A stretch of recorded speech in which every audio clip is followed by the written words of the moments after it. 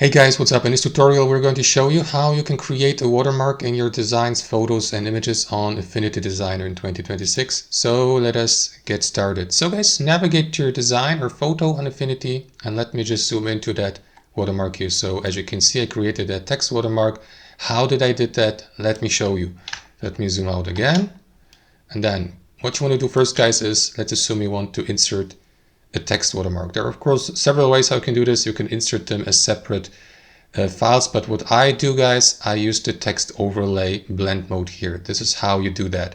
Start by inserting a text or a text box using the vector studio in the top left and using the artistic text tool here.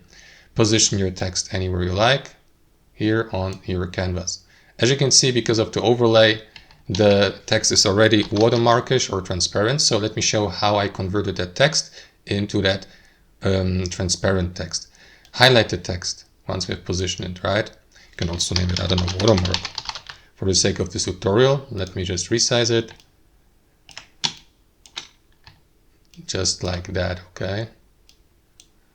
All right, so double click into the text to highlight it, then navigate to the layers tab here to the right, and make sure that the text layer you want to convert into the watermark is selected. Then from that drop-down menu, switch from normal to the overlay blend mode. And then you may adjust the text opacity here or font opacity by using that slider. As you can see, I moved the opacity to close to 100%. It will become less watermarkish, less transparent, but you can move the slider to the left. You can also use a different color, of course, to experiment with that. But if I leave the opacity at around 25 to 30%, it will look pretty much watermarkish, as you can see now. You can, for example, move the watermark somewhere here. And with the blend mode, overlay blend mode, the font color will align itself with the background colors, right? So as you can see here, it changes the color to the background. And yeah, and you can use the opacity slider here to find your watermark intensity or effect intensity.